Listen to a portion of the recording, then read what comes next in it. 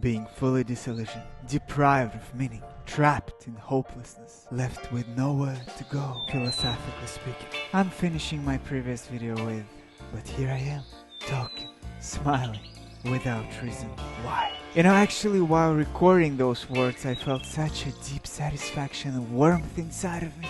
But what the heck? After staring long enough into the void, I'm supposed to become that void. But for the first time, I look into it. And I see twinkling something so far away in the dark. And there is something about it telling me here my time's up. Because I feel like this spark is not something created by the outer space. It feels like my own creation. It's weird to say, but the emptiness got pregnant. It's slowly feeling itself. But how? Nothing survived.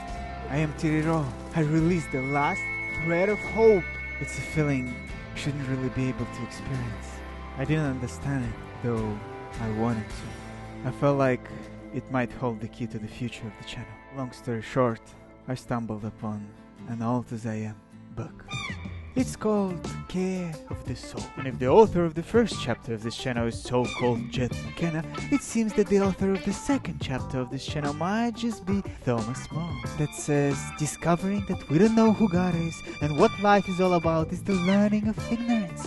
Ignorance about the very meaning and value of our lives. They basically both say, we don't know shit about fuck, no hope. They both shatter the dream, but Jed abandons you with nothing to hold on to. And Thomas attempts to help you with flourishing amidst those ruins. Without even realizing, I found myself actually doing this stuff Thomas recommends in the book. And hence, being hollowed out completely, I feel so warm inside. Did you see this bird? That's what I'm talking about. Oh my, just look around. Basically, in my mind, I understand there is nowhere to go, but my entire being, my soul, whatever it means, is just fascinated, extremely fascinated by those topics outside of our grasp, by the vagueness, by the overwhelming complexity of those topics. And the feeling when I actually allow myself to devote myself to those topics is the best feeling on earth. And it's really hard to explain, but because everything around that topic is hard to explain, that's why it's so interesting. But as I said, I gave up seeking. Yet when I tried to narrow my soul's endeavors to more grounded things like vlog. This is me. Keep looking at European bureaucracy and trying to figure out plan how to get a decent citizenship. Funny songs. I just good. What? I just felt like an idiot, working on something shallow. Yet every time an opportunity presented itself and I allowed myself to slip into deeper topics that are rather meaningless as well, but then I'd feel that wave of bliss. Wow. We know that soul is being cared for when our pleasures feel deeper than usual. When I read this, I just felt so liberated. And that was my first aha moment, understanding that soul is not ego. And Thomas openly says, nobody knows what soul is, but the moment you disregard it, lack of values, loss of meaning, absence of direction, and our beloved void. They deliver themselves to your door faster than any Uber Eats delivery guy. And even if you are awakened as fuck and your ego is just not there anymore, well, your soul is still there. And it has nothing to do with all the existential calamity you had. It wants to keep wondering, it wants to keep seeking, it's there for this exact sake. And what I've started to do, fully awakened to the labyrinth my soul longs to wander, is simply let it wander there. This video actually is the exact process of that wandering. The whole point here is to tell to the brain, you know what?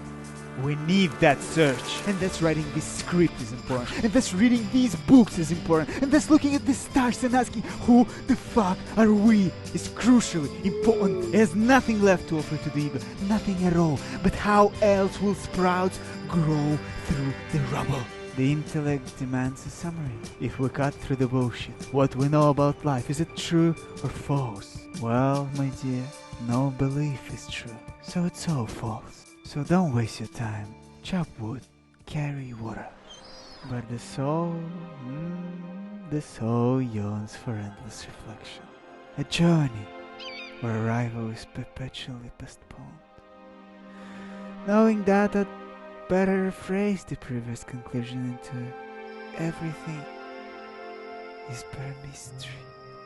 And what is possible if you start devoting a bit of time to it? Rest against the wood. Stare into the water. And that was my second aha moment that opened some portal for me. First time I'm writing a script knowing I really have a point here. Or rather say, Thomas has it. Everything is bullshit. But if you call it that way, like Jed does, then the truth is truthless. Everything is empty, and there is nowhere to go. But if instead you call it a mystery, the whole perspective changes in a second. If it's a mystery, then I want to wander around it my entire life, never really approaching its orbit, but never losing sight of it either.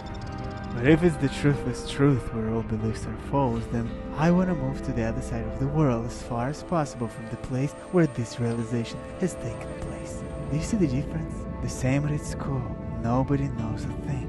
But truth is the tremendous and mystery is damn inspiring. Instead of the all-devaluing zero, how about all-devouring ? This channel is about deep shit. But the point is to stop calling it shit and start recognizing value in it, a tremendous necessity for your being, Danny. It seems like my soul's purpose in this life is to stare at this mystery and somehow vocalize it. Your north node, which is Sagittarius. Sagittarius is a truth seeker, exploring the meaning of life or the truth or your truth. The act of delving into the mysteries of the soul stimulates a blossoming of life according to its own designs. We care for the soul solely by honoring its expressions. Soul is its own purpose. Soul is its own end. And that's the care for the soul. It gives no answers, but if followed correctly, it fills the void, gives meaning, cures depression, brings the values back, satisfies spiritual hunger, and brings personal fulfillment. I mean, don't you think this video is fucking awesome? At least for me, it allows me to sort of secure, revere the ruins that the existential calamity has left, but yet it allows me, like a sprout, to grow through this rubble, so that I'm not just a rubble at the end of the day, but a beautiful one that doesn't really contradict itself, but complements itself in such an organic way. Before I finish, I just wanted to thank the sponsor of this video. Just kidding. We don't have a sponsor. Just wanted to say how I truly enjoy how Thomas More recommends not to run away from depression and existential heaviness, but to learn from it, to allow it into our lives. It's like a planet in the galaxy of your being. You know, you can't just dissolve it and say, this one I don't like. Well, it's there. He sees it as an absolutely valid expression of your soul that is necessary. It's not something that has to be cured, but lived through, revered at times, learned from. And that's why I thought, wow, this guy understands everything, but he has found a way out without burning the bridges with the planet of burned bridges. Thank you so much for watching. Have a nice and wise life.